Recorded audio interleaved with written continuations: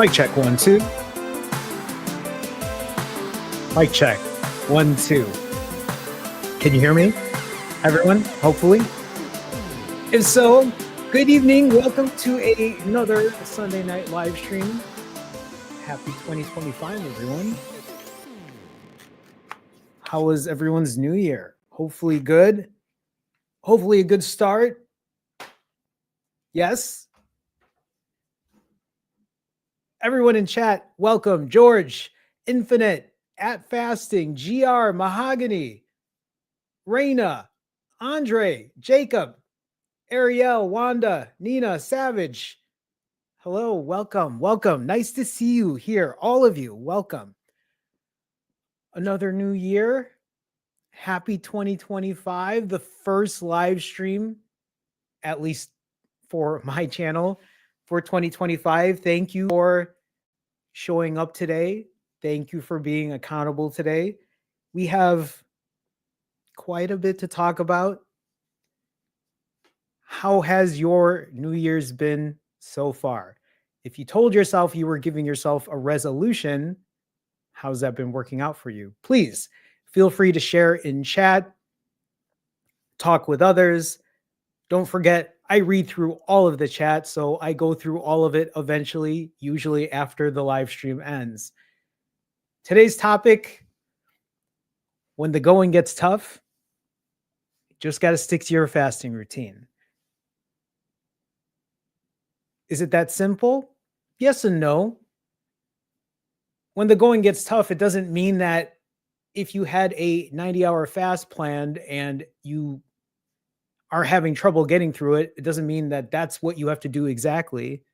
But for me, I know that if I need to reset myself, if I need to get out of a funk, usually getting back on a routine, hitting my timer helps me, at least evens me out in that way, which is a weird thing that I don't think I would have been able to say in the past. I think one of the things to think about, especially when times get tough, is let's just talk about for 2025. You're going to have difficulties every now and then. The holidays literally just passed. There were probably a number of you that were having difficulties during the holidays. A new year is coming. Are there issues with work? Some of us are just getting back into work. Work stress, holidays, family obligations, life happening. These are things that you will have to continually work to work out, to work when you're in the middle of your routine, when you are working on a fast. This is when consistency matters the most. So when I talk about getting on a fast when things are tough, it's probably not the thing that we want to initially do, but we probably all know that it's probably the healthy thing to do. I'm going to talk about more of that later. At this point, I want to, again, thank you all for joining on the stream today. I want people to remember that this is an accountability live stream. This is a place for me to show my accountability, to let you all know that I'm here, I'm showing up, I'm being transparent, I'm being honest about what I'm going through, how my fasting journey has been, is going, what it's going to look like. This is also a place for you to do the same. So if you find that being accountable in this way is beneficial for you, please share in the chat. Let people know how you're doing, whether it's good, bad, somewhere in the middle, whether you are succeeding, whether you are struggling, whether you need some help, whether you are looking for accountability. Please feel free to share that in the chat. I think one of the great things about this live stream is the community that we have built. To remind all of us that we're not alone on this journey, that we're all doing something very similar. We all have fasting goals. We all have individual things that we want to accomplish, that we want to achieve. But I will say, for all of us that are in here, I think we all are aiming for the ultimate goal of just being the healthiest and happiest we can be. I think that's the fair thing to say. So again, ask questions with others in the chat. You can ask me questions, but I will answer that later in the live stream. Just feel free to share where you are, help others out. One of the things that I love when I go through chat after these live streams is how helpful so many of us are. It's great to see that it's not only me that is trying to share that knowledge, but other people are doing the same as well. Today is day 427 of my fasting journey. 427 days. I have been doing this rolling fasts for 427 days, 61 weeks. 61 weeks. That's over 14 months of showing up on a consistent basis. Has every day been perfect? No, of course not. What about in 2025? Will every day be perfect? No, it won't be. I'm going to have some really good days, and I'm probably going to have some really shitty days, and I'll have some days in between.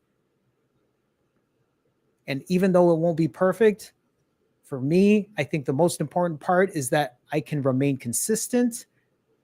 I can be honest and transparent about what I'm going through. Showing up, being accountable, being consistent, imperfectly. I would say those are probably the biggest keys to my success. And I think for many of us, I think that is the key, especially if you're like me, who in the past has always believed in not believed, but has always practiced an all or nothing mindset, a black and white personality. You've heard me say this many times before. I'll probably dig into a little of that later on in the live stream. But 427 days of me doing this, 61 weeks, imagine where you'd be. Imagine where you would have been if you had just stayed imperfectly consistent for the last 427 days with me. Imagine where you would be today if you had just done something imperfectly consistent for the last 61 weeks. And when I say that, I'm not saying that every fast has to be glorious and the longest fast in the world. I'm not saying every refeed has to be the cleanest refeed in the world. But imagine in the last 427 days, or just think about the entire year of 2024, for those 365 days, imagine if you didn't throw away a weekend or a week or a random number of days or an entire month. Imagine where you would be if you just had stuck through it. You had a really bad eating day? Okay. You refed for 13 hours? Okay. Could you hit the timer and just go again instead of starting over? Imagine what that would have looked like if you had done that for a year straight in 2024. Like I said, if you have been following me since the beginning, imagine where you would be with me right now, 427 days in, 61 weeks in, of doing something consistent. It doesn't have to be crazy long, crazy healthy. And it doesn't mean that it can't be either. You can always push if you want to. I'm always a proponent of pushing if you want to or need to. But I think, and you've heard me say this, the more impressive part out of a lot of this is how long can you actually be consistent for? How long can you do this without having to start over, without having to throw away the day? We are talking on a Sunday evening for most of us, some of us. There are probably other people who are here on a Monday. But think about this. How many of you are watching this right now and you started on the 1st of January and you've already started over? My hope is not many of you are in that situation. But if you started on the 1st of January and you already told yourself you're going to start on Monday, stop the cycle. You are putting yourself in this position of just cycling through the same things over and over and over again. If you're watching this right now on a Sunday evening and you tell yourself, I'm going to start on Monday, even though you already started on the 1st of the year, stop the cycle. Why are you doing this to yourself? Why are you starting over? Why are you throwing away pretty much your life? I know this works differently for everyone, and I know people handle it in different types of ways, but I know what it's like to throw away a day, a weekend, a month, or like when I was gone from YouTube for 2+ years. I know what it's like to throw away 2 years of your life, even more so for me in the past, but I know what that's like. And it's a place that I don't want to ever be in again. So if you are starting and stopping and starting and stopping instead of just accepting imperfection, accepting the fact that shit is going to happen every now and then and it's going to be okay and you're going to be fine.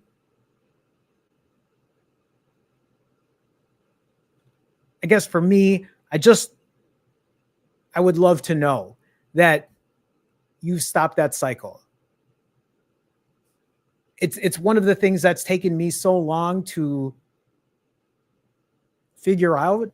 And now that I'm here, if I can help people with that, that is for me, it's one of the most fulfilling things is to be able to help people out in that way. Wanda with a $10 super chat. Wanda Lofton, thank you so much for the support. As always, Wanda, it's so nice to see you here. No resolutions, still doing imperfect consistency. And this is exactly what I'm talking about. I said this last week. No resolutions, just results. Just keep moving on. There isn't any reason to start over. I'm day 427 in my journey. It would be ridiculous if I said today is day 5, right?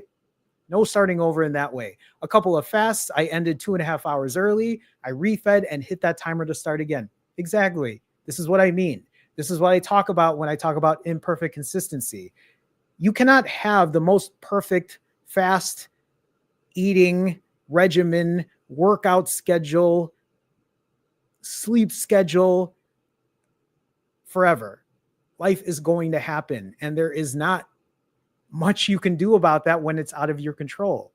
Well, you can't do anything about it if it's out of your control. You can only control so much, and you can't do it with a fine-tooth comb every single day of your life. Wanda says, I'm 3 hours into a 42-hour fast, only down 3 pounds, but I'm doing it. And first of all, even as Wanda says this is also a really good reminder. These are things that I tell people when I coach them, is that even if you don't think the results are where you would like them to be, doing something on a consistent basis, doing something on an imperfectly consistent basis is changing the mindset in your brain, is changing the things that you do as far as habits. I'm going to talk about that in a little bit as well, but I really think it's something really important to keep in mind as you're doing this. It isn't always about just the number on the scale, but are you doing something that is changing the way you will eventually handle things in your life in a healthier and happier way? Wanda, thank you again for the $10 donation. I appreciate you as always. Thank you. Thank you. Okay, so let's just share a little nerd stats here. In the last 427 days, 61 weeks, I have completed 160 fasts, which means that out of those 427 days, 267 of those days, I haven't eaten. Does that mean in the last 427 days, every fast has been super lengthy? No. I literally just talked about how I was on vacation for 2 weeks in Japan. You could watch the videos. I documented the entire process. If you go back in my catalog of videos, you'll see I've been on a 13 or a 10-day vacation, a 6-day vacation. I had times where I felt like I was burning out or I felt like I was experiencing burnout and I had to take a couple of days off. These last 427 days have not been perfect, even though there are probably people who watch me and think that all I do is fast for super long periods of time. And to be fair, yes, I've done a lot when it comes to that, but it has been an up and down type journey for me. So, in the last 427 days on average, I've been fasting for around 58 hours, 57 hours, and 51 minutes, with a refeed, average refeed of 6 hours and 3 minutes. This is what I talk about when I talk about rolling fasts. For anyone who's unsure of what a rolling fast is, if you're watching this right now and you're like, what is a rolling fast? That's basically what I've done for the last 427 days. If you just take my average, looking at these numbers, if you were to average it out in the last 427 days, I would fast for 57 hours and 51 minutes. I would refeed, I would eat right after that fast for 6 hours and 3 minutes. And then after 6 hours and 3 minutes, I would fast again for 57 hours and 51 minutes. And then I would refeed again for 6 hours and 3 minutes. Repeat the steps over and over and over for the last 427 days. And that's how I got the numbers to where I'm at today. It also doesn't mean that that's what I was doing for the last 14 months. That's just what I've been doing on average. Some of them have been longer fasts, 100+ hour fasts. Some of them have been shorter fasts, 12-hour fasts, right? But nowhere in the last 427 days have I stopped hitting my timer. Nowhere in the last 427 days have I stopped logging my data, because I find that very important for me when it comes to transparency and accountability. Nowhere in the last 427 days have I not shown up to these Sunday live streams. Of course, there were some Sundays I didn't, but I told you all ahead of time, because no matter what Sunday I'm on, if I am up 5 pounds, if I had lost 5 pounds, if I was up 10 pounds, I'm still here. I show up. The accountability is such an important piece for me, because every single time I show up, it's an opportunity to learn from my mistakes. It's an opportunity to share my successes. It's an opportunity to say, hey, here's the good with the bad, instead of having that black and white thinking of it either has to be good, perfect, or I'm not going to do it at all. If you are in that place, if you are that type of person that cannot stop cycling because you keep trying to do the hardest things possible, the question I have for you is, have you tried to do something on a consistent basis instead? Have you logged the results instead, no matter how good or how bad, and then tried to assess the situation and learn from it? Because I think that's where the real learning begins. Listen, you don't need me to sit here and tell you how to fast for 100 and something hours. I've shared as much knowledge as I can with that, but I think there are many of you here who have yet not learned how to do something consistently. Instead, you're always pushing for the 100+ hour fast. Instead, you're always pushing for making sure you get 20,000 steps in for the day. Instead, you're always trying to make sure that your refeed is only going to hit X amount of calories, X amount of protein, X amount of carbs. And if those numbers, if those challenges are not met, then you throw it away. And then what happens when you throw it away? You're gone for a couple days, or you become reckless in your actions. And by reckless, I mean you're either overeating, you're binging, you are financially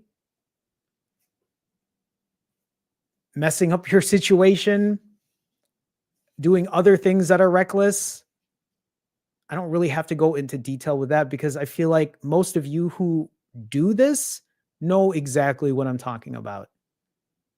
The importance of doing something on a consistent basis, imperfectly, learning to accept the fact that you're just a human being and you're not going to do things in a, how can I say this? I think one of the things that really annoys me the most is all of the social media like influencer shit, especially when it comes to fitness influencers who only show the perfect parts of their life. Perfect angles, perfect lighting, perfect, hey, look at what I eat for the day. And that's not to say that there are not people who eat very clean and work out super, but at the same time,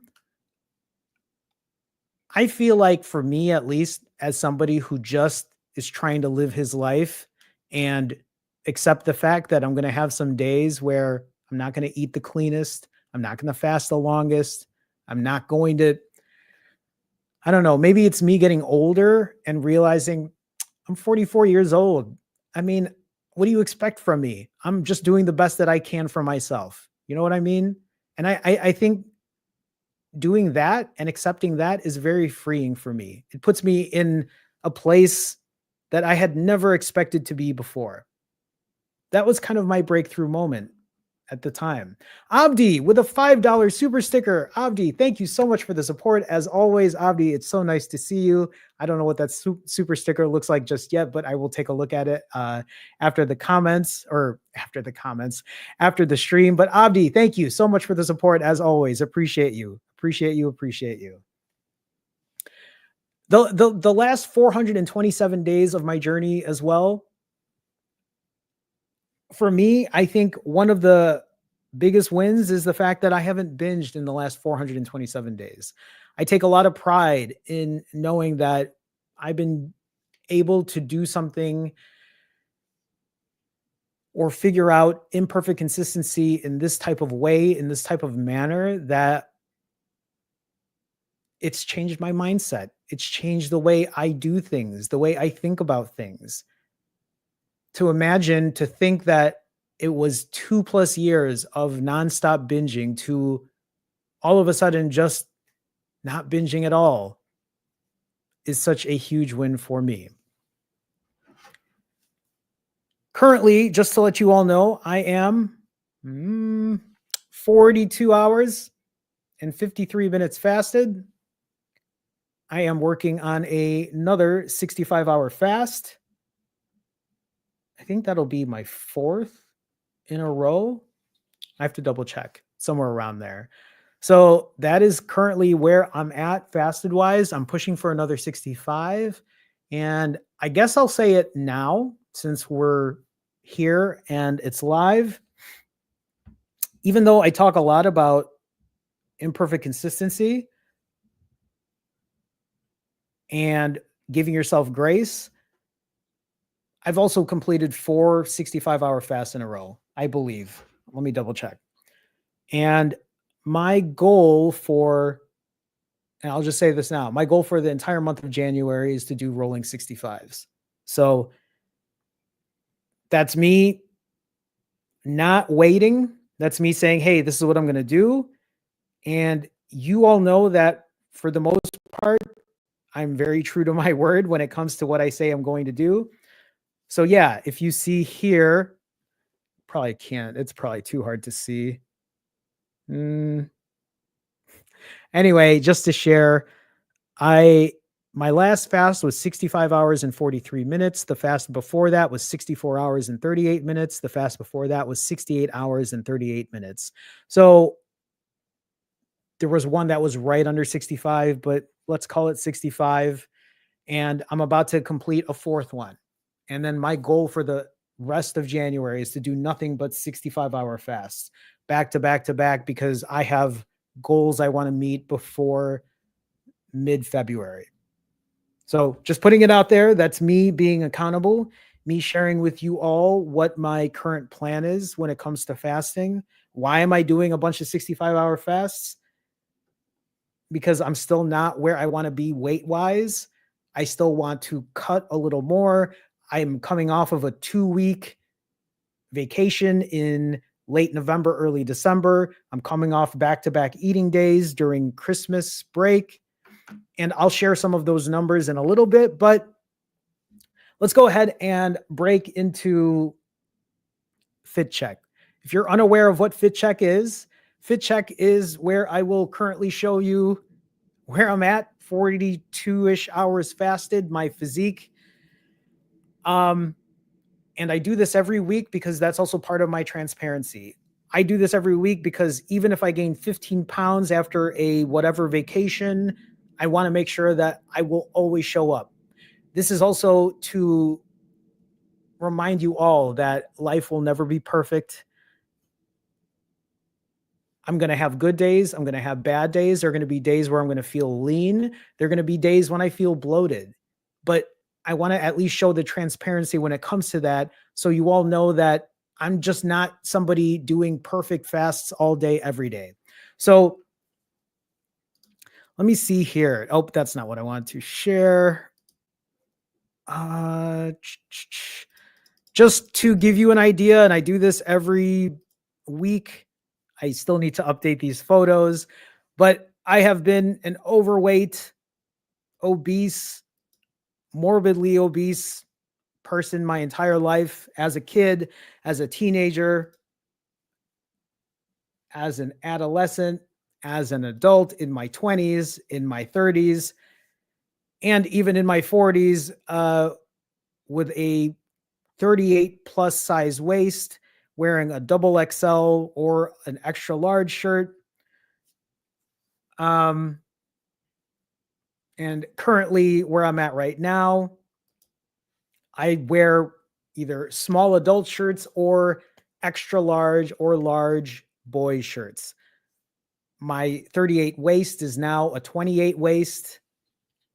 And that's kind of where I'm at. So now that you have that info,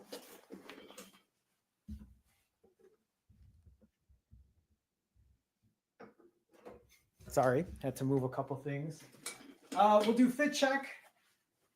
This is a size small shirt, by the way. These pants here are extra small. So front shot, side shot, back, side. And that's currently where I'm at with Fit Check. I do get a question, or I do get questions a lot about loose skin. Do I have loose skin? Yes, I have loose skin. I have weighed as much as 235, and I've weighed as little as 125. So 100-pound difference in between. I do have loose skin here on my neck. You can see it even as I'm pushing against it. It doesn't bounce back, right? It is what I'm most insecure about, but that's where I'm at, and there's not much I could do about that. I do have loose skin on my upper arms, but you know what's really interesting is this loose skin that I have on my upper arms isn't as bad as it used to be. And I do feel like one of the reasons is because I've been lifting weights consistently now for the last 14 months. I do feel like the more muscle I've been putting on, right? Like as I sit here and like I try to flex, like I feel like the more muscle I put on, the more it's helping the loose skin out. Like, yes, I also have loose skin on my lower belly. I have loose skin on my upper thighs. I don't know what that's going to look like as I continue on this journey, but I'm getting close to, I would say I'm about 3 months away from, I'm about 3 months away from maintaining this weight now for a year. It took me less than 5 months to lose 80 pounds, but I've kept this weight off now for 9+ months. And as time goes on, I find myself gaining more muscle, leaning out more. And we'll see in a couple months when I do another DEXA scan to see what that looks like at that point. Priceman 5 with a $10 super chat. Priceman 5, thank you so much for the support as always. Appreciate you, Priceman 5. It's so nice to see you. Happy New Year's, Jerome. Happy New Year's, Priceman 5. And Fasting Fam. Coming off vacation and already lost half the weight gained from 2 weeks in 2 days. See, exactly. That's exactly what I mean. Many of us get so worried about putting on so much weight after going on vacation, after having a big refeed. And for a lot of people who see that weight gain on the scale, they decide to just throw everything away. They're like, well, what's the point of fasting anyway? What's the point of doing all of this anyway if I'm just going to gain 8 pounds in 2 days or a day? And not realize that the moment you get yourself back into a fast, the majority of that weight is just going to drop. So love to hear that. Look at all the weight that Priceman 5 gained from 2 weeks and then losing half of that in 2 days. If you don't believe any of this either, just take a look at my videos. Look at when I post and I say I gained 20 pounds in 10 days and then how I'll lose 15 pounds in 2 days, right? Take a look and see that most of that is just bloat. Most of that is just water weight. So Priceman 5, thank you for the $10 super chat. Hashtag F water weight. Can't wait to get back to work. Fasting idle is the worst. Priceman 5, it'll be a couple days. You'll get right back on track. It already looks like you are. So appreciate the support as always. Appreciate you so much. Thank you. Thank you. Okay. So I'm like looking at my notes and I'm seeing where to go to next here. We'll go into sticking to a fasting routine and when times get tough, because that's what I want to talk about today, right? Is I want to talk about when things get difficult, how to deal with difficult situations and knowing what to do when this happens, right? So first things first, stop chasing perfection. I probably can't speak enough about the importance of stop chasing perfection. Stop chasing that 7-day fast you want to do. Stop chasing a number on the scale that you want to hit. Stop chasing the cleanest refeed you think you're going to eat. Stop.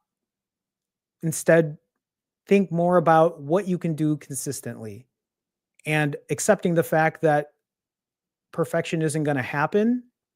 You might have a really good fast and that might count as success to you. But I'm going to tell you that when you have stress at work, when you have a family obligation, when you are going on vacation, when you are experiencing burnout, when there is social pressure, when it comes to going to a party or drinking something at the bar with your friends, or if there's just a lack of motivation, what are you going to do then? Are you going to do the same shit you've been doing for a while and just throwing away the day?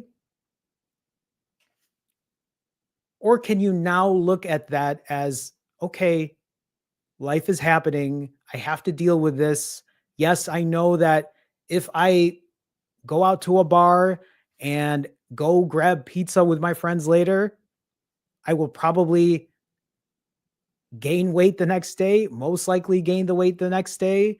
I probably won't eat as healthy as I normally eat, but it doesn't mean that everything else just gets thrown out the window, right?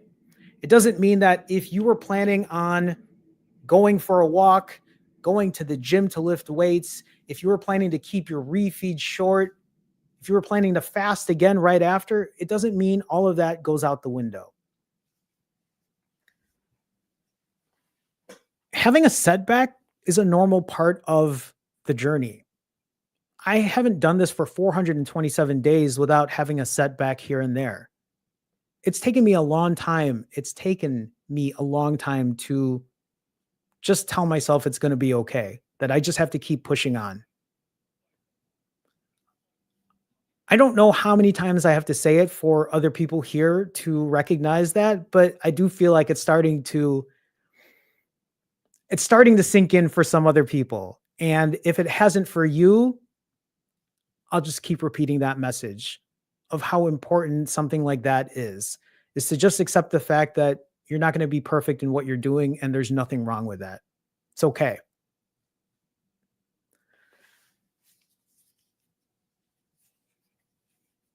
I think out of anything else, the most important part about this is you continue showing up. Is when I say throwing away the day, when you throw away the day, you're not just eating, overeating, binging. When you throw away the day,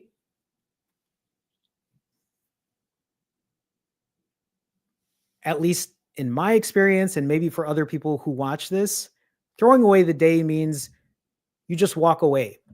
You're walking away from taking care of yourself. You are paying no mind to what else happens. Oh, what does it matter then if I didn't hit my fast? I'm just going to eat whatever I want. Oh, what does it matter then if I don't eat my, or what does it matter then if I didn't make my fast or hit my fast? Fuck going to the gym. What's the point of working out? When honestly, the point of working out, especially after you eat, is probably the best opportunity to do so. So, huge mistake there. But for many of us, not hitting a certain number on our timer means we run away, means we don't show up, means we're not being honest to ourselves. And the fallout from that, the after effects of behaving in that way is probably more detrimental than saying, okay, I'm at the bar. I'm going to have a couple drinks. I'm going to grab dinner. I'm going to go get tacos at 2 a.m. with my friends. But that doesn't change the fact that you still can't just hit a timer and start again. And let's talk about that really quick, right? When it comes to hitting a timer, you probably heard me say this in my last video, but if you're like me and you have control when it comes to eating, or you don't have control when it comes to eating, if you feel out of control when it comes to eating, if you have control issues when it comes to food, I want you to hit your timer. I want you to understand the importance of doing a 10-hour fast, even if that's not what you wanted to do, and logging that time down. So what if your refeed isn't 2 hours and instead it's 7 hours and 48 minutes? Should you still hit the timer? Of course you should, because now you're being mindful about what you're doing. Now you're not just saying, well, what's the point of hitting the timer? I'm just going to eat whatever I want anyway. Yeah, that's the entire issue, because now you're just going to eat until you feel like it's time to stop eating. And who knows if you're going to hit that timer again and start your fast. Instead, you're going to open that app up a couple of days later and laugh at it and be like, haha, hey, it shows that I've been fasting for 200 hours. We've all been there. I've been there. I've done that. I don't think the Zero app does that anymore. I think it says, hey, we're pausing your whatever. But you know what I'm saying? If you can't even be mindful about, just because you do a 10-hour fast doesn't mean you can't hit a timer. Hitting a timer is the easiest thing you can do. Literally opening, you don't even have to use an app. You can just use the timer on your phone, on the clock app. If you are mindful about your fasting times and your refeeding times, you are changing the way you are thinking about fasting and feasting. You're putting your brain on the clock. Your brain is always like, okay, am I fasting right now or am I eating right now? Am I fasting right now or am I eating right now? Think about it like this. You're on vacation. You you eat from, let's say, 11 a.m. until 9:30 p.m. So you've literally eaten for 10 plus hours. Is that 10 hours? I believe it is. But you hit a timer. You stopped your timer at 11 a.m. and you let that timer run all the way until 9:30 p.m. And I know there are a lot of people who are watching this who are like, what the fuck is the point of letting a timer run if my refeed is going to be for that long? And I'll explain why. So let's say 9:30 p.m. you decide to hit your timer again after such a long refeed. It's 9:30 p.m. An hour passes by. A friend knocks at your door. It's like, hey, it's still too early to call it. You want to go grab a drink?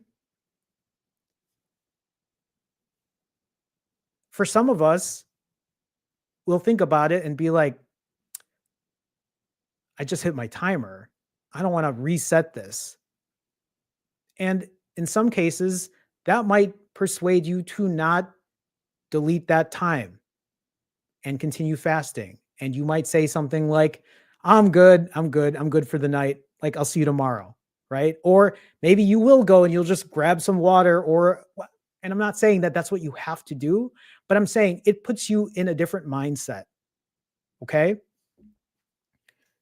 It doesn't mean that you can't go out right. I'm not trying to be the fucking party pooper, right? And say, don't go with your friends and grab a drink. Go grab a drink if that's what you want to do. Just delete the time and then start again, right? Let that timer continue on then, because obviously your refeed hasn't ended. All I'm saying is putting yourself in a mindful place is a lot better than just letting it go to shit. That's all I'm saying. Than, Than, Than. Hi. Thank you so much for the I know this is Thai bot, right? 179 Thai bot. Thank you for the support.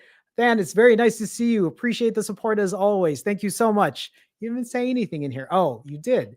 Than says, Happy New Year's, Jerome. Happy New Year's. You made me realize that consistency is the key to successful weight loss. Just imperfect consistency. Exactly. Dan, I appreciate you. Thank you for the support. To me, I just love that people can see imperfect consistency and actually use it. Use it to their advantage, know that they don't have to always do things in a perfect type of way. So, Dan, thank you again for the support. Appreciate you so much. Thank you. Thank you. Okay, so I also wanted to share something specific here that was really intriguing for me when I was digging into my nerd stats. And yes, I know all of you, this is yes, this is how nerdy I am with stats, okay? So you're going to have to bear with me, but I believe this is what makes me me. So what I ended up doing, okay, so by the way, right? Let me just explain this. Um Anyone that I coach, I give them a spreadsheet, okay? Now, a spreadsheet that I give them is for them to log their data, but I get to see their data too. So it doesn't feel like they're just doing it alone. They now have accountability. The thing about that spreadsheet is I also fill out the same spreadsheet. And for anyone I coach, I give them a copy of my spreadsheet so they can see in the last 427 days what I've been up to, which honestly, you don't even need my spreadsheet. You can just watch my videos and you can see what I've been doing for the last 427 days. But I fill that spreadsheet out every single day because I want people to understand that they're not doing it alone. Okay. Now, off of that spreadsheet, this is what I ended up doing. In the last 427 days, I started breaking it down to what my fasting average was month over month over month. Okay. Look at the beginning of my journey in November of 2023. my fasting average was 93 hours. In December of 2023, it was 92 and a half hours. In January of 2024, my average fast was 98 hours. So for the entire month of January, I was fasting for 4+ days for the entire month of January, over and over and over. Not to mention that November and December were around 96-ish hours anyway. So for almost, if you look at the spreadsheet here or this screenshot, if you look from the months of November all the way to February, I was fasting for 90 plus hours, even in March at 87 hours. I recorded my weight, what the high weight was, what the low weight was, what the swing was in between. If for whatever reason you watch this in the future, you can just pause this and you can look at the numbers because I'm not going to dig too much into it. But I also recorded my average refeed. And in the first 2 months of my journey, my average refeed was under 4 hours. In the very first month, I was only refeeding for 2.5 hours. I was fasting for 93 hours, refeeding for 2.5. Fasting for 93 hours, refeeding for 2.5. Now, look, as time has gone on, in March of 2024, I hit my goal weight. All of a sudden, 87-hour fasting average went down to 40. Went, now and then in May was at 67, in June 68, July 45, August 51, September 46, October 45, November 42. Look at what my average was for last month, 37 and a half hours. Compare that to the 98-hour fasts I was doing, down to 37 hours. I have still been able to keep the weight off. Yes, I am up in weight a bit, about 6 to 8 pounds from where I hit at 140, but I have been able to maintain it. And I'm not beating myself up for having a short fast. I'm not beating myself up for being 5+ pounds at this point because I had a 2-week vacation. I celebrated Christmas when last Christmas I was working on a 90+ hour fast, where last Thanksgiving I was working on a 165-hour fast, where last New Year I was working on a 140-hour fast. What I'm doing now, I feel like is more impressive.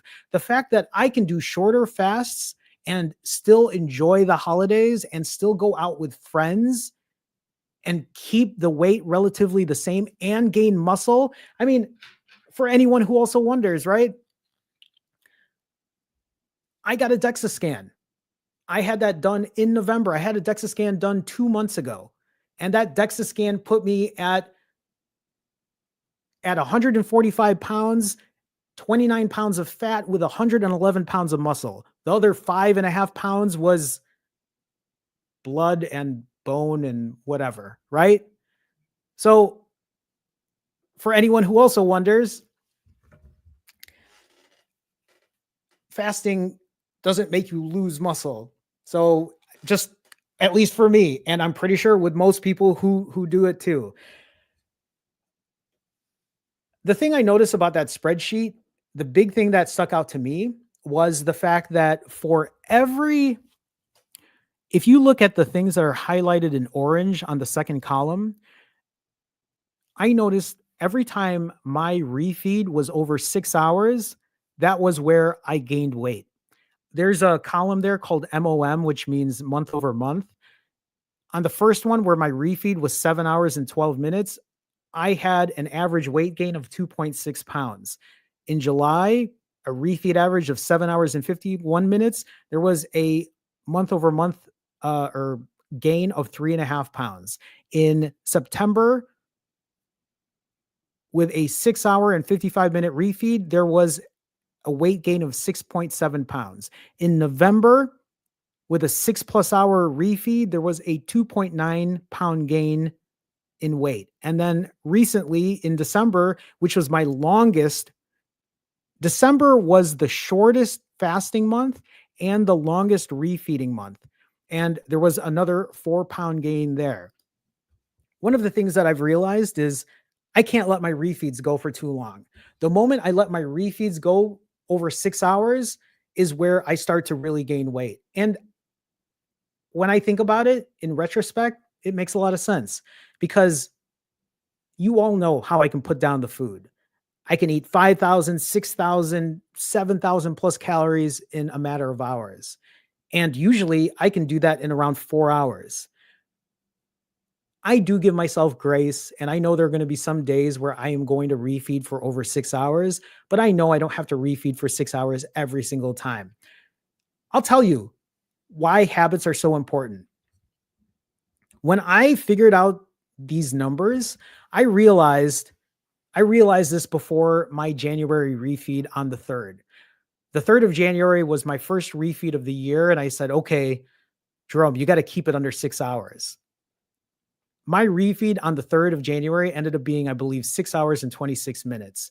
I still was over the 6 hours, even though I knew I had to stay under. Why? Because I've gotten into the habit of having long refeeds or longer refeeds. I'm not saying that you need to have a short refeed. I just know that when I refeed for that long, I cannot control the volume of food that I eat. I know that I have to keep it under 6 hours. And honestly, for me, ideally, probably under 4.5 hours to make sure I don't go overboard because I know what happens the last 2 hours of my refeed. Once I hit the 4+ hour mark on my refeeds, I just start to eat all processed shit because I already hit my protein goal, I hit my dietary fiber goal, but because the floodgates are still open, that's when I just will eat whatever I want snack wise. And I know that's just a bad habit of mine. So that's something I need to change. That's my plan for the rest of January. Even though this first January, my refeed was 6 hours and 26 minutes. Does it mean that I give up? Does it mean I throw away the rest of the day? Does it mean that I don't continue on my next fast? No, none of that. All I do is I keep going. I keep practicing imperfect consistency. I keep telling myself it's going to be okay. Just move on with your life and go again. I do have one note here. I forgot to share this, but you know what? We'll save it for the next one. Maybe I'll make a video for it. So I'll talk about it next week. At this point, right? I want to do Q&A. So if you have any questions, feel free to ask them now. I will try to answer as many as I can. If not, I will try to answer all of them that I can. So please ask now. I will start answering any questions that people might have. While you ask your questions, in the meantime, if you are looking for coaching, yes, I do offer coaching. You can find the link in the description. The link is up here on the screen as well, but it is something that I do offer. If you are looking for fasting, weight loss, or accountability coaching, yes, I do offer that. Again, take a look at this at the description for the link. I think most of us already know what we need to do when it comes to staying healthy, being healthy, doing the right things. I think most of us already know that. I think for many of us, the accountability part is the tough part. The consistency is the tough part. Most of the questions I get from people I work with, people I coach is, Jerome, how can I be consistent with this? Jerome, how can I stay accountable? And I think that's why people will reach out for that. So if you are looking for accountability, if you know that having somebody by your side is something that's helpful for you, knowing that somebody else is doing it with you, let's not forget. I say this to a lot of people as well. Yes, I work as a coach, but I'm also a partner in this. There's a reason I'm always continuously fasting. So you're not doing it alone. I mean, I do it because I have to. I'm not doing it just because I'm partnering with you, but I just want you to know that you are not alone on your journey. So if that's something you're looking for, please take a look at the description for the link. Please take a look at the link in the description. Also, if you are looking for something different in terms of that, there is another link in the description to join the autophagy group. That is a Wednesday night live stream that I have. It's a smaller group of people, and it is like a coaching session, but with just a limited number of people. I don't sit there and just talk about myself. I'm talking with others, going over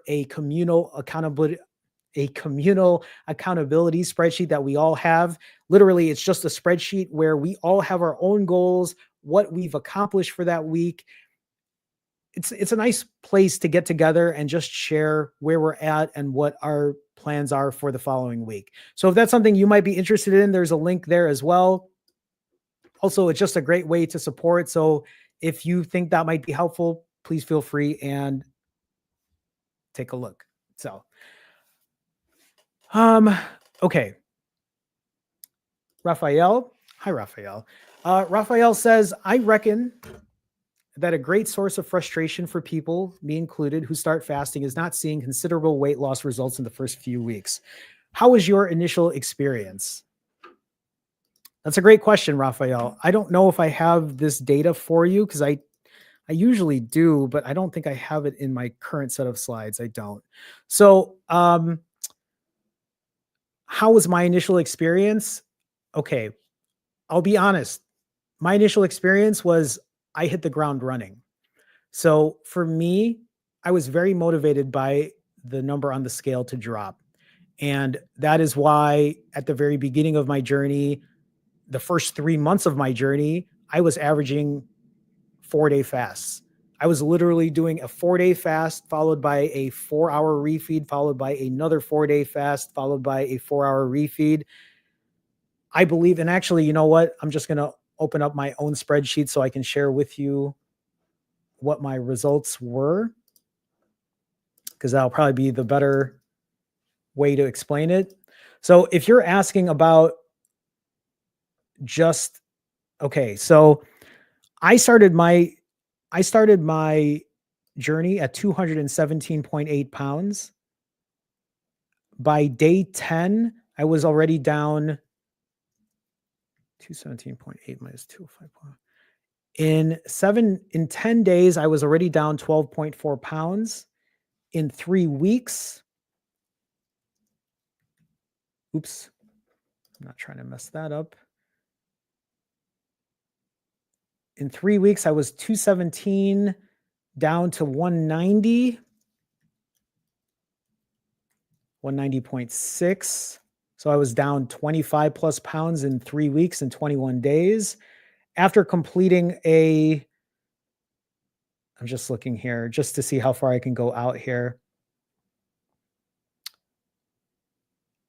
In 50 days, right? In 50 days, which is 7 weeks, in 50 days, I was 40.6 pounds down. So for me, it was a little different. I've talked about my process before. I understand that people get frustrated when the scale isn't going down. And this is where I tell people, yeah, if you want to push, push. But also know that for me to do 35 back-to-back 90-hour fasts isn't going to be everyone's situation either. I also know that people aren't eating 6,000 calories a day, so they probably don't even need to do 90-hour fasts. I guess for me, the way I look at it is I will always believe in just trusting the process. This is also a good time to realize how long you need to fast for so that you know you can consistently lose weight. So for me, I knew I had to do 90-hour fasts. I knew that doing 90-hour fasts, despite how much I ate, was going to let me lose weight. That's why I did 90-hour fasts. And knowing that that was my number, that was my fasting number, is what kept me going. So for you, Raphael, think about it this way. Let's say you ate 3,000 calories per refeed, a little higher than the average, right? So maybe that meant you had to do 48-hour fasts to lose weight. You already know what you need to do then, right? You're either fasting for 48 hours while eating 3,000 calories because that's going to let you lose weight on the scale, or maybe you're not fasting for 48 hours and you need to control the refeed, and that has to come down. The scale can be such a mind fuck because we're so obsessed with the number, me included. And that's something that's taken me a long time to not worry about so much. And that's also where non-scale victories become really important. The way the clothes fit on you, the way the blood markers are when you go to the doctor, Are you sleeping better? Are you feeling better? All of those things play a big part. Hopefully that question is helpful, Raphael. I appreciate the question though. Mo- Moangai Mark with a $10 super chat. Mark, thank you for the support as always. Hiya, finally fasting fam. Just stopping by to say hi. Week 1 of 2025 already in the books. So far, so good. Let's keep the momentum going. Mark, thank you for the support. Thank you for showing up as always. Appreciate the transparency. Look forward to our continued conversations. Mark, thanks again. Thank you so much. Let me go ahead and scroll up here.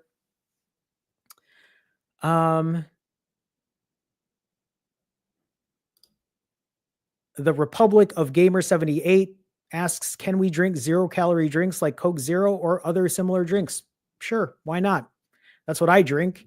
I drink 0-calorie drinks. I drink the occasional Diet Pepsi, Sprite Zero, Diet Dr. Pepper.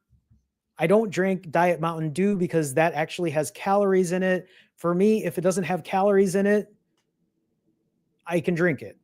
That's my rule. I drink a black iced coffee almost every morning. I drink unsweetened iced tea every now and then.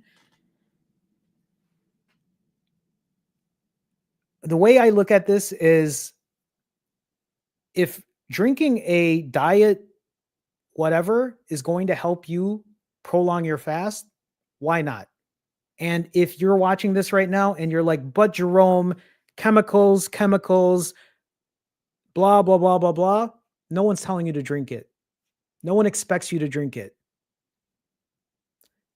Here's the thing about drinking a 0-calorie drink. Also, do your research and the science behind it of how much you'd actually have to drink for it to become an actual issue. But that's besides the point, right? Because here's what I'm trying to say.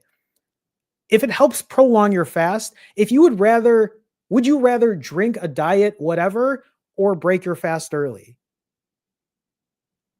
I think the answer is pretty simple. You can always change how much of this you drink. You don't have to drink diet whatever for the rest of your life either if you don't want to. All I'm saying is, yes, you can. You don't have to ask me either. If that's helpful for you, by all means, please do so.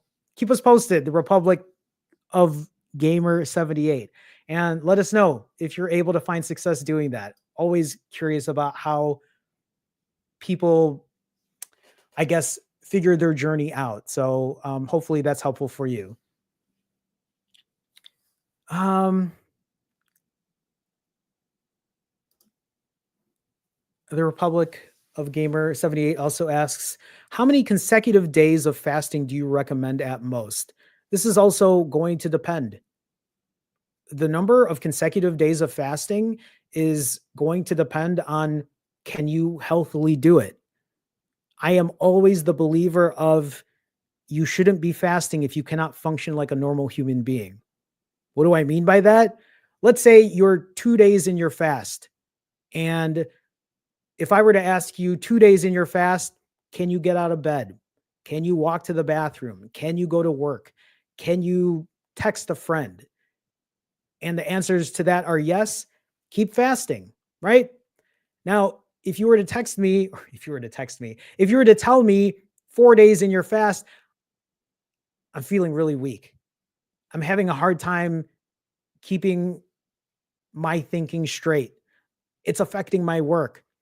Break your fast. Simple as that. So the number of consecutive days is going to depend. Also, if you are new to fasting and your body is going through detox because you've been eating carbs every day, you've been having caffeine every day, and you've decided to do a clean water fast, remember that those things are going to happen. Keep yourself hydrated, take electrolytes if you think that's helpful for you, and go again. There's no shame in breaking your fast early and going again. The importance here is doing something consistent rather than proving that you're going to do a 7-day fast, a 14-day fast, a 21-day fast. Instead, can you do something consistently? That's really what I'm trying to promote at this time. So the Republic of Gamer, thank you for the other question here. Wandering Traveler with a $20 donation. Wandering Traveler, thank you so much for the huge donation. Appreciate the support. Wandering Traveler says, joining in and starting my own journey, started the timer today. And that's what it's about. Wandering Traveler, please let us know what this journey looks like. And I say this not only to you, but to anyone else who's watching this too. As you're starting your journey, as you're hitting the timer, let this be the last day that this journey restarts. You know what I mean? I say this in a way where I'm saying, hey, let this be the first day forever for you. You know what I mean? Kind of like when I say this is day 427 for me. This isn't me restarting. You know what I would love to see? Actually, I'm curious. Anyone in chat, how many of you are consecutively, how long have you been doing this consistently, imperfectly consistent? I'm curious, how many days are you in? I say I'm on day 427, but I'm curious for other people, how many days are you in when it comes to this? Maybe that's something that I can start talking about too, is let me know how many days you've been doing this for. How long have you been consistently doing it without throwing the day away, without starting over? Because I do think that's a really important thing. So anyway, Wandering Traveler, I was kind of going off tangent there, but Wandering Traveler, thank you again for such a huge donation. I appreciate you so much. Thank you for the support. At the same time, Eric Sprang with a $5 super sticker. Eric Sprang, thank you for the support as well. I don't know if I've seen you here either, but Eric, thank you for the super sticker. I can't see it right now, but I will see it after the live stream. Appreciate the support. Thank you so much. Thank you. Thank you. Okay, let me get through other questions here.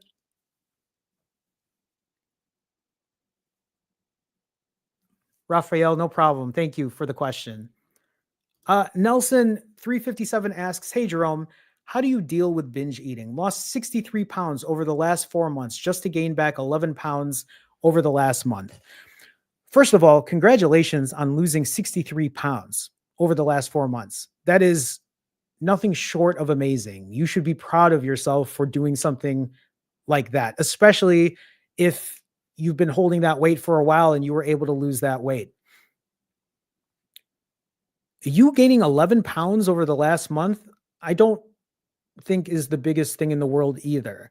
Now, if that 11-pound gain was due to consistent binge eating episodes, that's a different story. That's probably a longer conversation. Gaining 11 pounds, I mean, I don't know, Nelson, of how much you've been watching my content, but if you go through my YouTube channel and you watch my vacation videos where I'll gain, I believe, and it's been a while now, but I think there was a 6-day vacation where I gained, I believe, 19 pounds. Was it 19 pounds in 6 days? I believe so. And then in 48 hours, after a 48-hour fast, I was already down 15 pounds or 14 pounds or whatever that number was. A big number, because most of the time I'm just holding water weight. And in your case, that might be the same situation. Now, if you feel like you're spiraling out of control because you can't control the food, that's a different story. And that's where consistency comes into play. That's where imperfect consistency comes into play. Most of the people I work with, the problems that they have is getting back into a fasting routine. I do believe that is where accountability becomes important. I'm not saying that you have to work with me, but think about it this way, Nelson. If you feel like you're spiraling out, if you feel like you're having a difficult time because you're having a hard time getting back on a fast, think about if accountability can be important for you. I would consider maybe taking a look at finding an accountability partner or joining the Wednesday night live streams where we all hold ourselves accountable. Or if you'd like, book a session. Let's have a conversation. Let me see if we can put a plan and a strategy together for you to do something on a consistent basis where I hold you accountable, right? It isn't just, I'm going to do it because, and this is for anybody who's watching this right now. You can tell yourself all day, I'm going to do a 48-hour fast. I'm going to do a 72-hour fast. I'm going to do a 90-hour fast. But the moment you don't want to do any of those fasts, who's there to hold you accountable? You? Because I'll tell you what, if I was only holding myself accountable, if I wasn't posting regularly on YouTube, if I wasn't standing back here every Sunday to show you what I look like, there's no accountability. There's no way I would continue to keep this weight off. That's how important accountability is for me. I'm not saying that that's what's going to take it for you to get to where you need to be. But if you feel like that's the missing piece, if you feel like you've never had accountability in this way, I would consider it. So hopefully that's helpful, Nelson. Appreciate the question. Wandering Traveler also became a new member or a new Finally Fasting fam member or became part of the Finally Fasting fam. Wandering Traveler, thank you so much for joining the Finally Fasting fam. If you join the autophagy group, I will see you this Wednesday. We will have another Wednesday night live stream where we will have a spreadsheet to go over and I answer questions, and it's an actual coaching session just in a group situation. For anybody who is part of the Finally Fasting fam, can we throw some F's up for Wandering Traveler, please? Thank you. I appreciate it. Wandering Traveler, thank you so much for the support. And if you join the OMAD tier, I appreciate the support either way. So thank you so much. Did somebody else? Oh, Andre with a $10 super chat. Andre, thank you for the support as always. Andre, so nice to see you. Andre says, J-Man, I'm ending a 65-hour fast tonight and so happy. I have a goal of doing back-to-back 90s for the month of January. Andre, you'll have to keep us posted. I'm doing 65s for the entire month of January. Let me know how these 90s go. You'll have to keep us posted. If I fall off, I won't stop this time. That's all I'm asking. And to anyone else who's watching this, that is all I'm asking from you. All I'm asking from you is don't worry so much about not being able to complete a long fast over and over and over. All I ask from you is to just show up and be consistent. If you can do that, if you think these Sunday night live streams are helpful, show up. Let people know what you're doing, where you're at, how things are going, because I do think that's important. So, Andre, imperfect consistency. Absolutely. Thank you so much for the support as always. It's great to see you here. Thank you so much. Okay, let me scroll back up. Oh, I see some of you sharing your days. Thanks for that. I will look at that in a bit too. And you know what? I also apologize. I know that last week, sometimes when I tell people to ask questions, sometimes I miss them. It isn't that I'm avoiding your questions. Sometimes I just don't see them because I'm trying to do 8 million things at once here. Okay, let me just check. Eric asks, Jerome, how do you eat so much? You can maybe this isn't a question per se, but I think I eat the way I do probably because of my binge eating issues in the past. I don't know if that's the reason, but I thought that as I continued to lose weight that I wouldn't eat as much, but that really hasn't changed. I can still put 5, 6, 7,000 calories down in a couple of hours, no problem. In a weird way, I find it impressive, and at the same time, I also find it a little sad that it hasn't changed. But yeah, I don't know how I put it down either. And the fact that I'm not a big guy, the fact that I'm 5'3", and currently, what did I weigh in at today? 149.8 is what I weighed in today. Tomorrow I should weigh in hopefully somewhere in the 147s. I'm on a slower downward trend right now, but the fact that I can still put that much down, even at my current height and weight, I still think is pretty impressive. Dr. Taffy asks, when you're in ketosis, oh, you're not asking a question. You're just sharing info. No problem. No problem. Let me see here. Oh, I see you asking that question, Nelson. Yeah. Again, hopefully that answer was a little helpful for you. Will, what's up, Will? How's it going? Nice to see you. It's been a minute. Appreciate you stopping by. Appreciate you stopping by.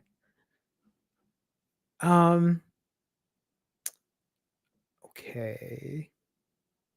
Sorry, everyone. If you're sitting here, I'm just looking for questions. That's all.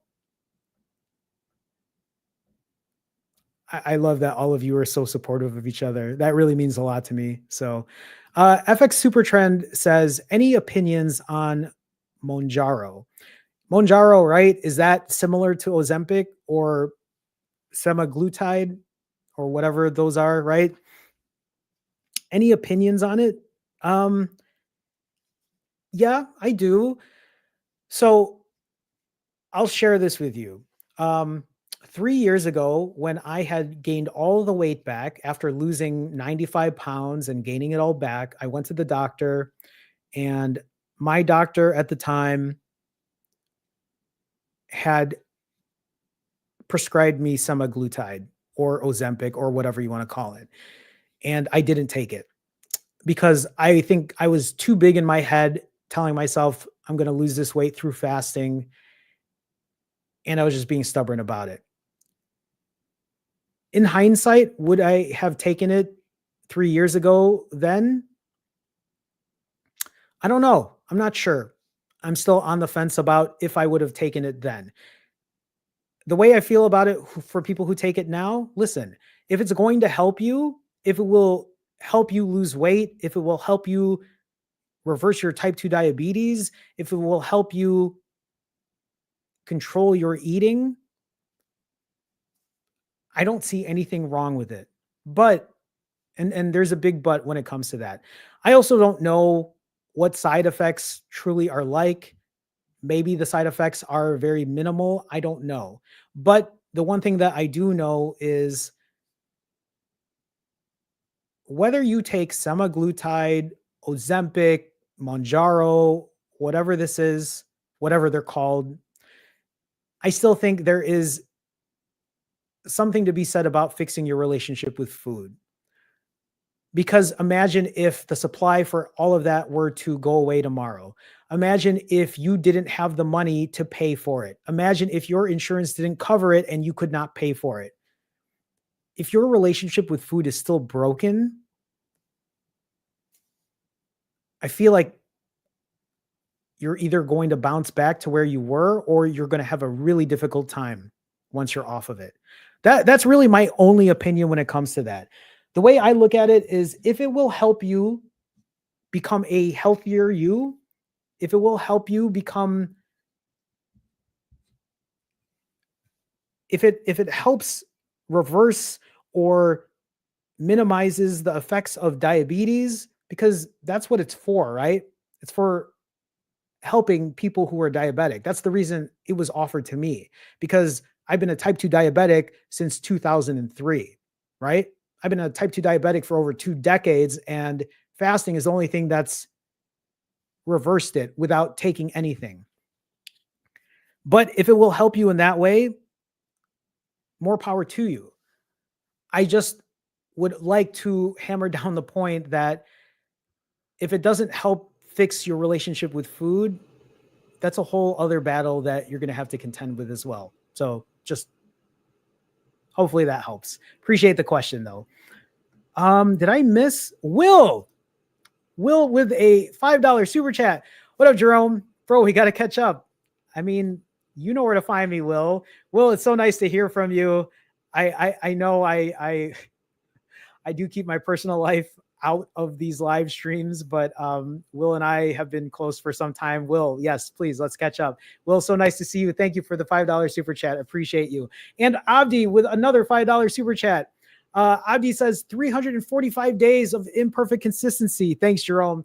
You're very welcome, Abdi. Abdi's had such a huge success too in losing weight. And to hear you say this, Abdi, means a lot to me. The fact that you have been doing something so consistently says a lot. The fact that you also have had your ups and downs, right? But you figuring things out, I love that for you, Abdi. So thank you for sharing. Thank you for the $5 super chat. Appreciate you. Appreciate you so much. Okay, let me scroll back up here just to make sure that I am answering what I can. Also, if you're just popping in, I am answering questions right now. So if you do have questions, please ask them. I'll answer what I can, if I can find all of them. um,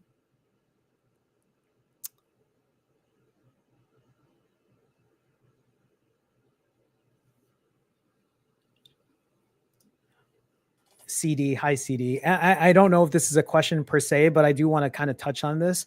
I've been doing 18-hour fasting, 6-hour refeed forever and only maintaining my weight. My struggle is trying to extend to 48-hour fasts. I'm needing accountability. So, okay, right? Accountability can come in a lot of ways. Accountability can be finding an accountability partner. Accountability can be posting something on YouTube. Accountability can be posting something on Instagram. Accountability can be signing up for a coaching session, right? Those are all other ways of accountability, things to think about. But here's the thing too, what I see, and this is just me being straight up, is CD, the way I see this is I look at this statement and I read, I've been doing 18-hour fasts. I've been maintaining weight at 18 hours, and congratulations to you for maintaining that weight. But it looks like you want to lose weight, right? Or continue to lose weight. But what I'm reading is 18-hour, 48-hour, 18-hour, 48-hour.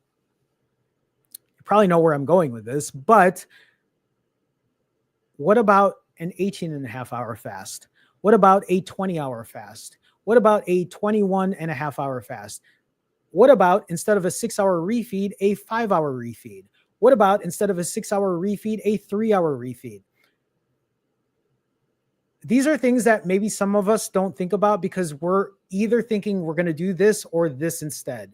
And this is where I tell you where imperfect consistency can become really important. But you have the consistency part down. It sounds like you have the habits instilled. It's just a matter of, yes, I know you want to get to 48 hours and I know you can get to that amount of time. But at the same time, I want you to understand that there's also nothing wrong with doing a 22-hour fast with a 2-hour refeed. There's nothing wrong with doing a 33-hour fast with a 4-hour refeed. You know what I mean? So CD, please let us know how that works out for you in the future. Honestly, I'm wondering because I'm curious if there's any way I can help you with that as well. So keep us posted. Thank you though for, well, it wasn't a question, but appreciate you being transparent and honest about where you're at.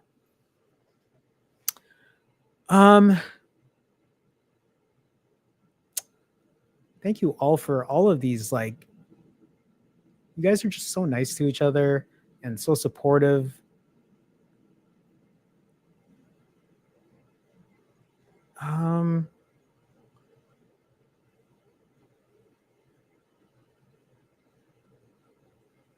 Oh my God.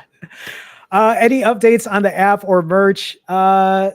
No, I really need to get on it. I'm so sorry. Yes, I do have merch, like these stickers, for example. I would love to get you guys stickers out.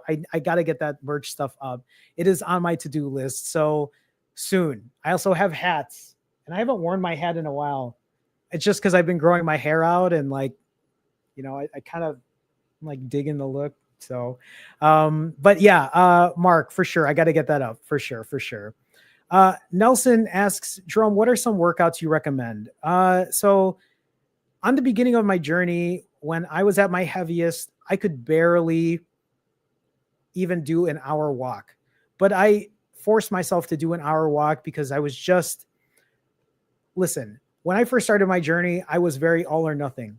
I was still in a very all or nothing mode, and it was hard to get that out of me. So at the beginning, I was doing 1 hour walks, and I thought that was still a really good starting point. But also remember, they don't have to be an hour.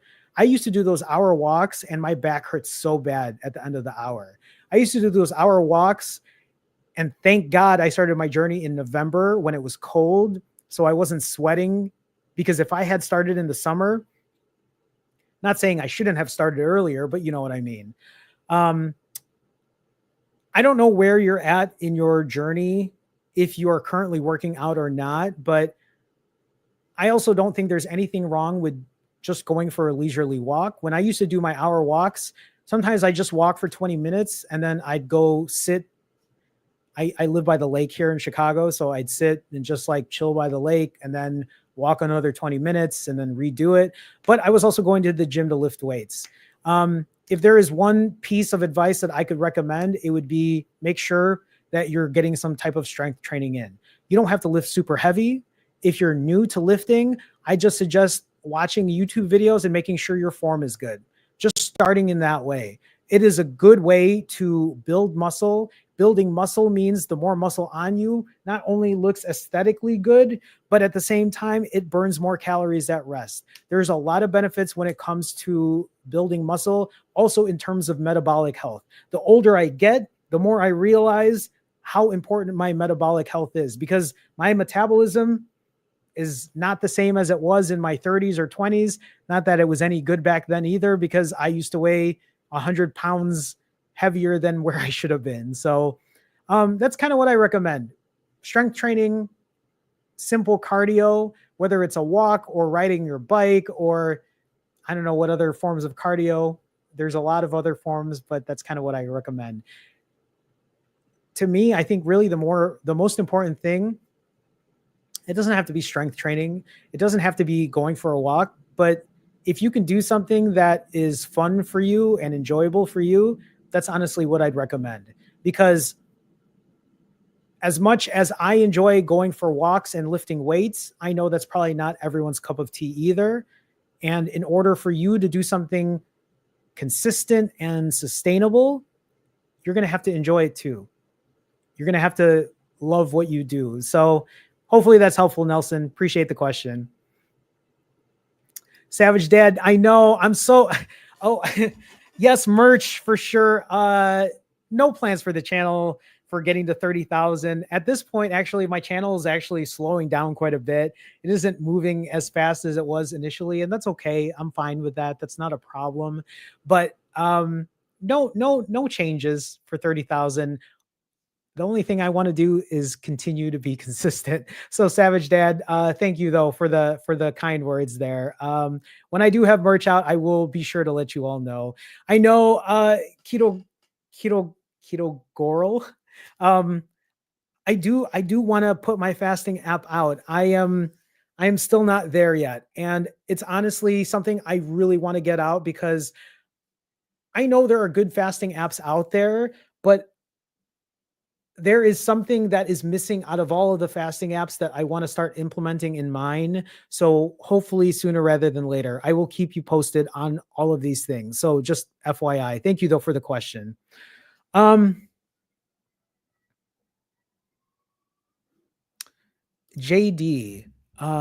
this is actually really good here. JD says, when I share what I'm doing with others, for some reason, I stop doing it. As like a self-sabotage. Maybe my head feels as if I reached my goal by sharing it. So when you say you share what you do with others, are you talking about like when you lose a certain amount of weight, when you are fasting for a certain period of time? Because I've been there. I've done that as well. And I can see how that can be self-sabotaging. And maybe that's where sharing with others is different than just sharing with people in that type of accountability way.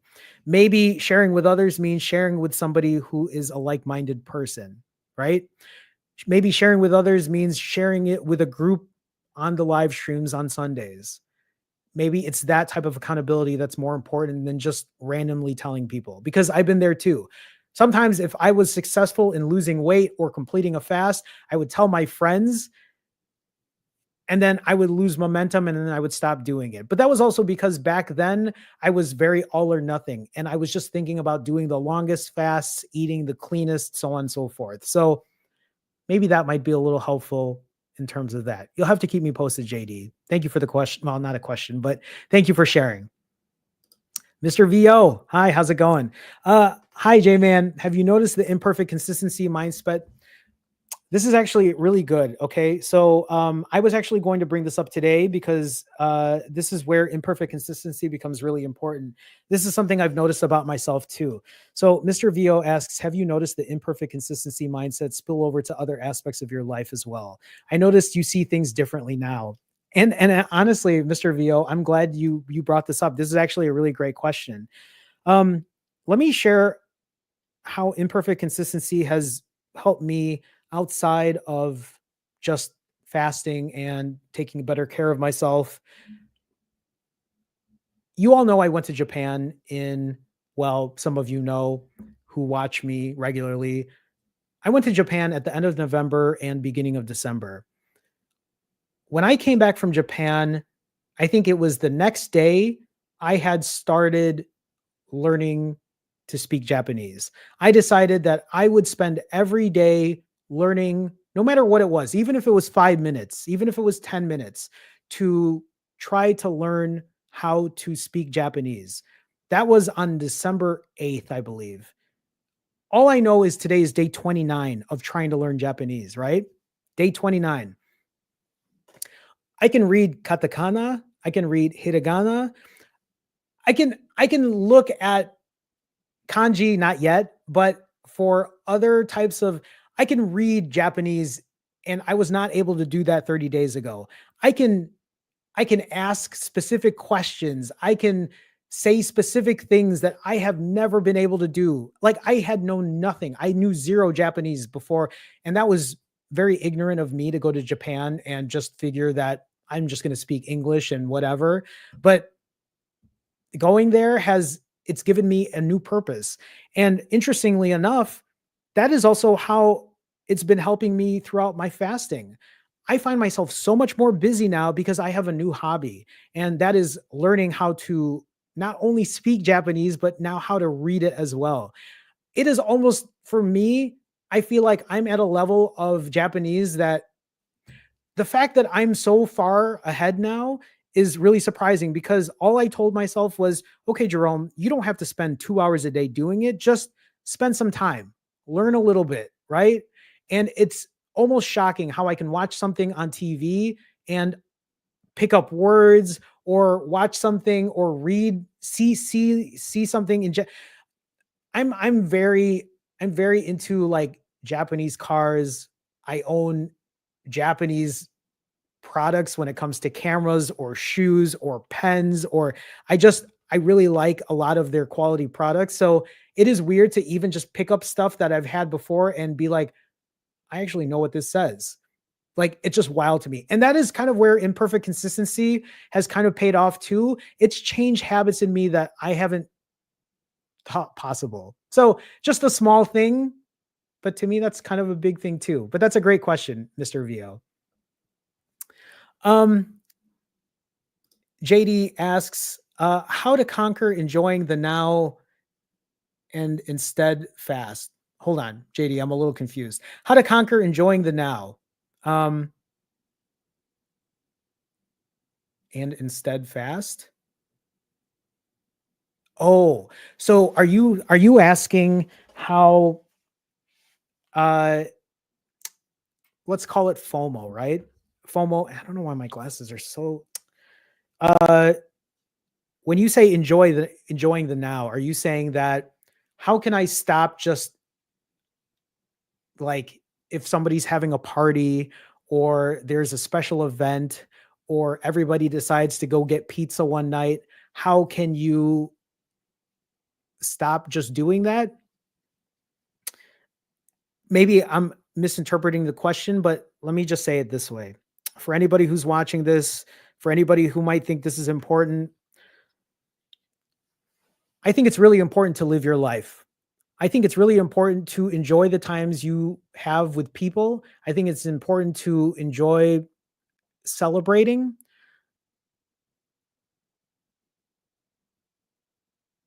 And I think for me, that's where I time my shit out.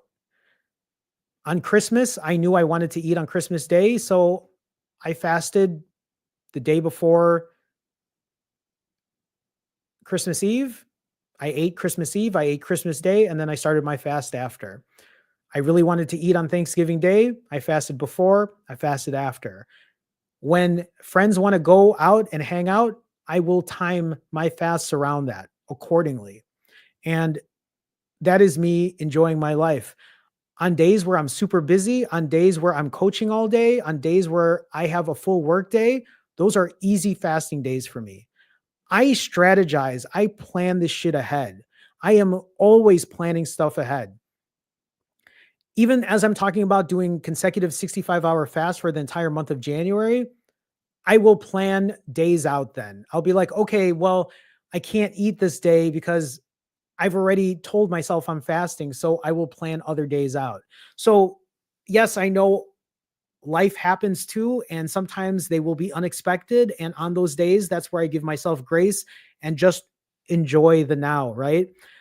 I think it's really important to not just give everything up because you want to fast or you think that fasting takes precedence over enjoying your life. I do think that's where you do find a balance. Now, if you're somebody that is going out every weekend and you have something happening every week in the middle of the week, that's maybe a different story. That's maybe where you now have to give yourself control in a different way. Maybe that's where you have OMADs, cut your refeed shorter. Maybe you do fast an entire day because you can't just do this every single day. A lot of that is going to depend. Hopefully that question was helpful, JD. Appreciate it though. Appreciate it.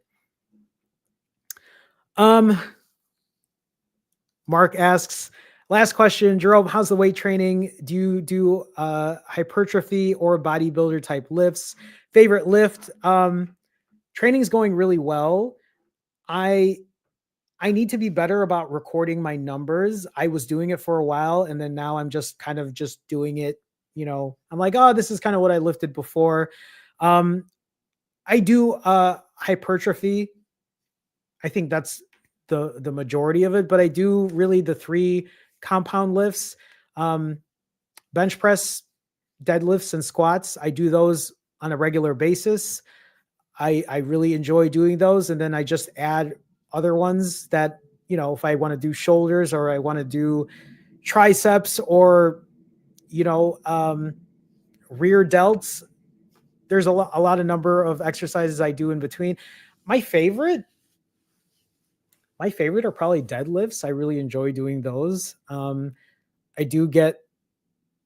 feel like it just does so much. So I think that might be my favorite. Thanks for the question, Mark. But I think overall, I just really enjoy lifting weights. I do think that's something that I've enjoyed over the last couple months of doing this, or 14 months of doing this.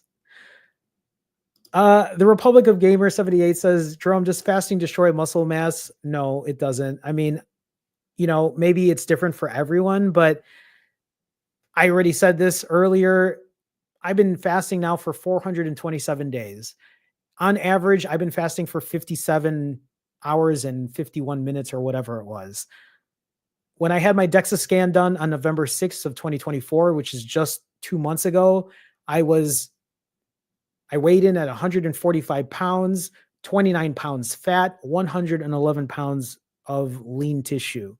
So if that speaks of anything, no, I didn't lose a ton of muscle. In fact, I lost a good amount of fat, right?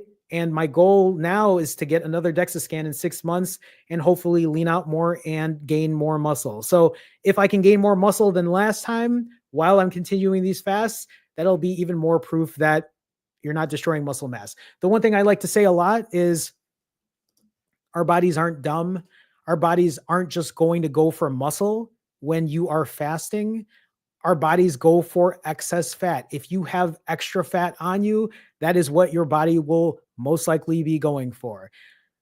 When people talk about losing muscle or destroying muscle, the real question is you should continue lifting while you're fasting. I'm not saying that you have to lift super heavy.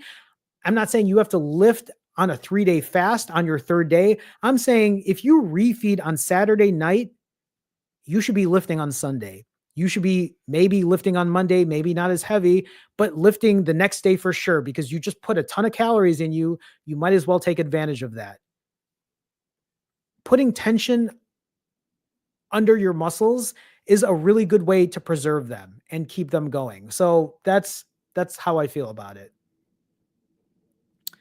Rachel with a $5 super sticker. Rachel, thank you so much for the support. Appreciate you. I don't know what that sticker looks like, but I'll take a look at that after the live stream. Thank you for the support. Thank you. Thank you. Did I miss any other ones? No, I don't think so. Let me scroll down here. And everyone, we're about to hit an hour 45. So I'm just going to take a couple more questions and we're going to call it. But Athena asks, I need to lose like 80 pounds. And when I don't see any results, it's discouraging. How fast do you think I could lose the weight? I mean, all of these questions, these types of questions are the answer to this is it all depends. I lost 80 pounds and I did it in 138 days. I did it in less than 5 months. And not only did I lose 80 pounds in less than 5 months, but I also did it when I wasn't 200 pounds overweight, right? I actually got down to a very like average weight. So as I got closer to 80 pounds, I was leaning out quite a bit. Um, how fast you think you can lose the weight is entirely up to you. That's going to be dependent on how long your fasts are. That's going to be dependent on what you currently weigh, what your exercise routine looks like, what your refeeds look like. I lost 80 pounds in less than 5 months while I was still eating 6,000 calories on a refeed. So again, that's just going to depend on the person. There is no answer I can give you when it comes to that. And really the way I see it too is I I think this is really hard to say because I have been that person that lost the weight in that amount of time, but I think what's more important is you can talk about losing as much weight as you can all day, but can you show up for a week and do something consistently for a week? Can you show up and do something consistently for 2 weeks? Can you show up and do something consistently for a month? Because that is the more important thing rather than I'm going to try to do a 90-hour fast. If it doesn't work, I'm just going to binge then and then forget about what I'm doing. And then I'm going to try to get back on it 2 weeks later because that's not how it works. Right. I think really what works then is holding yourself accountable and doing something consistent rather than just, oh, I'm going to try a long fast. Oh, it didn't work. Okay, I'm going to start over. But when am I going to start over? I don't know. In a couple days, in a week, I'm not sure. But when I do start over, I'm going to do a 168-hour fast because now you're trying to counterbalance, right? And you're trying to do something harder now because the last time it didn't work as well. And that is the mindset I'm trying to get people out of. So thank you though for the question.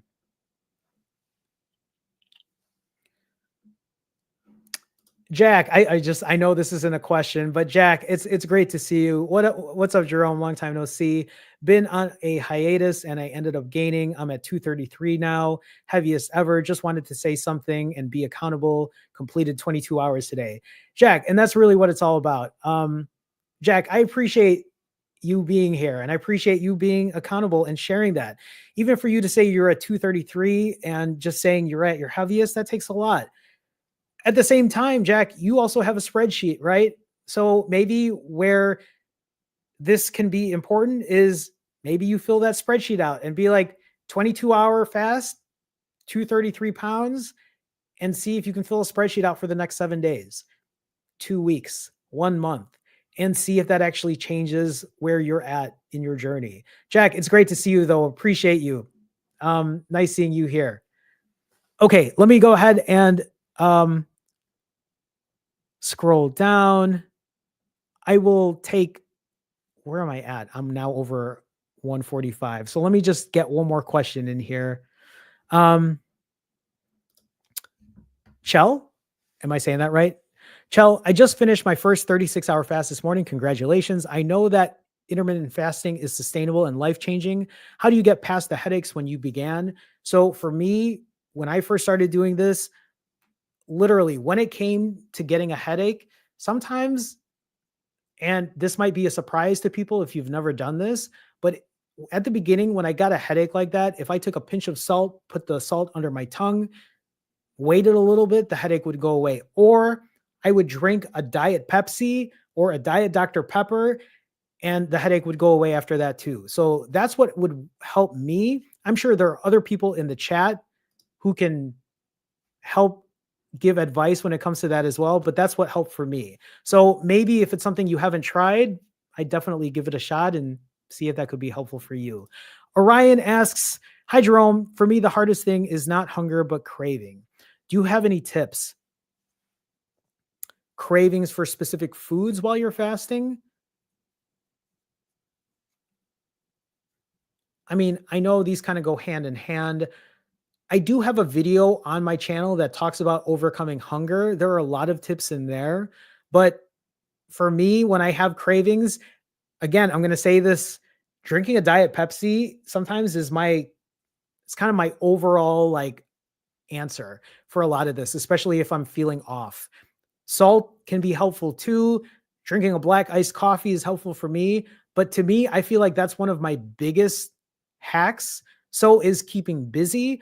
When I am editing a video and I'm working on a video all day, time goes by so quickly. That's helpful for me, staying busy in that way. But maybe if you get a chance, check the video out. It's called Overcoming Hunger. I think I was on day 94 of my journey then, and I had lost 60 pounds in 90 days. So maybe check that out as well. Okay. I know I'm just saying this because I'm also getting a bit tired and I still have work to do today, but a couple things I want everyone to remember as you're watching this. I know I talk about the scale. I know that the number on the scale can be very demotivating. It can be discouraging, but I want to remind you that the scale isn't the be all end all. Do not look at the scale as the answer to whether you're succeeding or failing. I want you to remember that the scale is a great data point, but the consistency that comes with what you're doing is changing the way you think about things, is changing your habits, is putting you in a different mindset. The scale isn't the only thing that values you. There are other ways to check for victories, non-scale victories, the way your clothes fit. If you're able to run up a flight of stairs and not feel fatigued, if you go to the doctor and your numbers are good, there are so many other ways to look at success other than just the number on the scale. So yes, I know we all get very obsessed about it every now and then, but remember, there are other things that are just as important. There are other wins that can be had through your journey. It's important to remember that your value isn't based on the number on the scale. Whether you're 100 pounds overweight, whether you are 50 pounds overweight, whether you are at the perfect weight right now, it doesn't value you as a person just because of the number on the scale. Please remember that. Something I take with me because I have to remember that even at my heaviest, that I should have still always respected myself, accepted myself, and loved myself for who I was and am and who I will be in the future. Final thing, if I can get this up here, I'm currently 44 hours and 17 minutes fasted. Why do I share this? Because I want you to know that you're not alone on this journey. I say it every week, but look at the people in the chat. Look at the people helping each other out. Look at the people answering questions, supporting each other, sharing their progress, being accountable, being vulnerable. Listen, I am very vulnerable with what I do. I am very honest and transparent with what I do, but it takes a lot for other people to do the same in the chat as well. You are not alone on this journey. As I'm 44 hours in, I am not eating tonight. I am fasting again all the way until tomorrow evening, breaking at a 65-hour fast. I'm going to wake up in the morning and I'm going to say, today's my eating day. I'm not going to eat yet though, because I have work to do. I'm going to eat in the evening. I'm going to refeed, and then I'm going to hit that timer again and do another 65-hour fast. What happens after my refeed? I'm going to wake up the next day and I'm going to say to myself, today's not an eating day. Today is a day that I take time off away from food. Today is a day that I heal my body. Today's a day I keep busy. Today's a day that I continue learning my Japanese. Today is a day I coach and make sure that I motivate and inspire others. Today is another day to log in the books. Today is another day of imperfect consistency. Today is another day that I know that I'm not alone because I get to help other people and we're doing this shit together. You are not alone on this journey. Please remember that. With all that being said, that's it for me tonight. Thank you so much for stopping by today. It always means a lot to me for you to show up, for you to be transparent, for you to tell yourself that you are not going to start on Monday, for the support, for all of the super chats today, for people who joined the autophagy group or the OMAD tier. Thank you for the support. It means so much to me. I love being able to help people. And that is really my ultimate goal. My main goal is to get you out of that mindset and help you figure your shit out. Thank you for the support. Thank you for always showing up. I'll be here next Sunday like I am every Sunday. You can look forward to more videos later this week because I need to post those videos because that is my way of showing up. That is my way of being accountable. I will remind you of this. If you are struggling, if you are having a hard time, if you don't know what you need to do, please consider if you think a coaching session might be helpful, even if it's just to talk to me once and have a quick conversation about what you can do, putting a plan together. If holding yourself accountable in that way might be helpful, please feel free to reach out. With that being said, again, thank you all for your support. As always, it's so nice to see everyone. I think that's it. So I'm going to do my goodbye and I'll see you next Sunday. Bye, everyone. Take care.